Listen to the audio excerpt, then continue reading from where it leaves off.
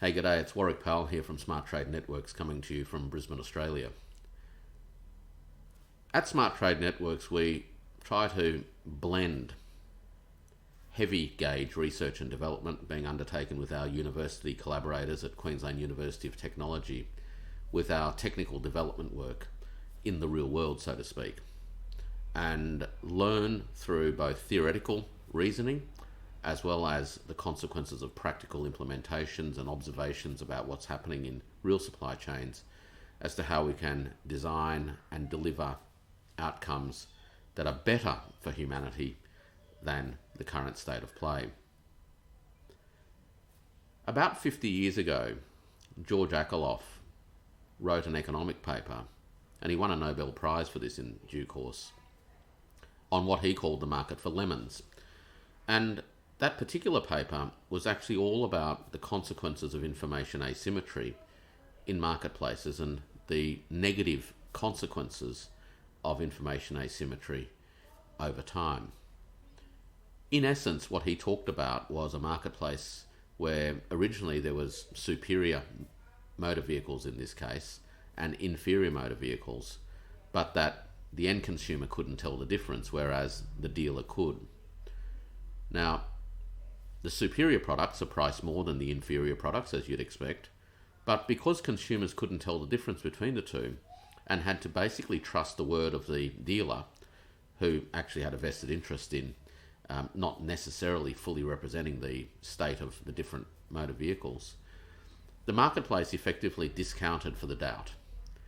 And the discounted price for motor vehicles in that marketplace meant that superior vehicles were no longer represented in the marketplace because it was no longer worth their while, and inferior products were actually earning more than they should.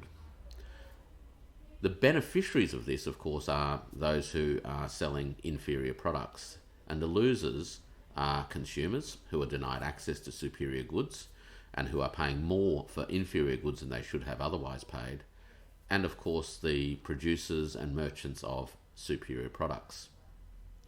Now, the moral of this story is not theoretical, it's incredibly practical. And we've seen that in many case examples, both at a macro level as well as in some of my own experiences close to home. And they revolve around the problems of information asymmetry, where the sell side in a transaction knows a hell of a lot more than the buy side does about the products or the people or the processes involved in delivering that particular product to the marketplace. At a macro level, Amazon, the world's largest e-commerce platform provider, told us that in 2020 they had committed $200 million and a staff base of about 10,000 people in an effort to tackle counterfeiting on their platform. Now, that happens because the sell side, including the platform provider, knows a hell of a lot more about the products, the processes, and the actors involved than the consumer does. And so the consumer is at a significant disadvantage.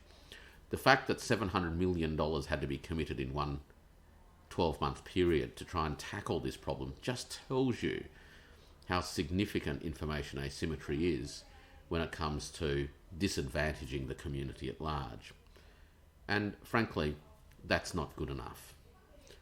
The second example that I wanted to talk a little bit about comes from an experience close to the home. About 2 weeks ago, I was in my local supermarket and I was checking out the meat section where there was packaged beef and packaged chicken and packaged pork and those sorts of things. And I picked up a package of beef, and it was wrapped nicely, and it had a wrapper on it that claimed that it was 100% Australian grass-fed beef with no hormones.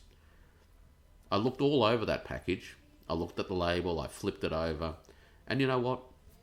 There was nothing on that packaging that would enable me, or anyone else for that matter, to independently interrogate the basis of those claims.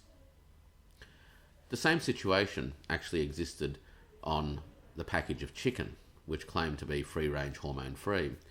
And the only comfort that I got as a consumer that these claims may be credible was a logo on the packaging itself. But again, there was no way that anybody could independently, at their own volition, fully interrogate the basis of those claims, the events that took place in the supply chains, the actors involved, and the resources that were brought to bear during that production process to deliver these packaged products into the supermarket at the end of the day. Now, once again, that's an example of information asymmetry where the sell side knows a hell of a lot more than the buy side. And the buy side, the consumer, is totally dependent upon the claims that are being made by the seller. In this environment, of course, the seller has every vested interest in making whatever claims they can get away with. And the only basis upon which we have some comfort as consumers that these are not totally outrageous, made up, fabricated claims is that there may be a regulatory regime that wraps around these supply chains to give us confidence that somehow there's an independent audit process or a validation process involved. Now, even if there was this infrastructure, even if there were regulators and inspectors and license providers and those sorts of things, I think in this day and age, the buying public and buyers generally, whether they're wholesale buyers or households themselves, we demand nothing less than the ability to independently verify the basis of the claims that are being made on these final products. And what that means is that the audit reports, the certifications, and all of the documents and findings that go behind the certifications that backs up these claims need to be made transparent.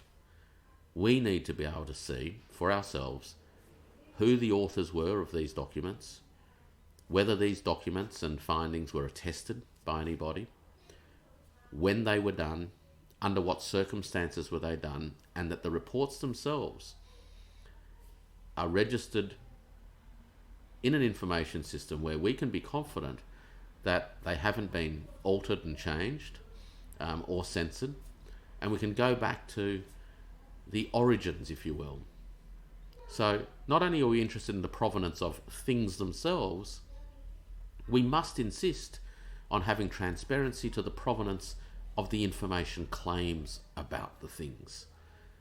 So when somebody says something's organic or free range or grass-fed or halal or what have you, modern buyers and consumers need to be able to independently interrogate the basis of those claims. Otherwise, the dysfunctionalities that Akerlof talked about, the fact that superior products would leave a market, the fact that superior providers are no longer incentivized to pursue excellence, and for the market to then be dominated by inferior goods to the disadvantage of consumers and buyers generally, is a disservice to humanity. And we do deserve better. We expect better.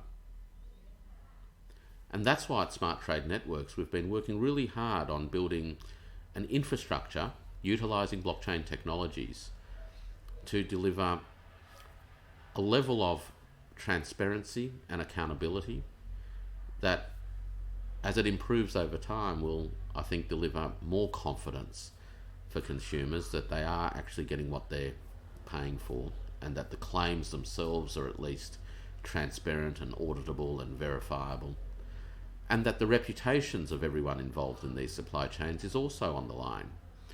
Because ultimately, the producers and merchants of superior products reside on their reputations. And reputations are built by delivering consistently and dependably into consumer ecosystems in a transparent way, where rather than keeping the information to yourself, you're inviting consumers in.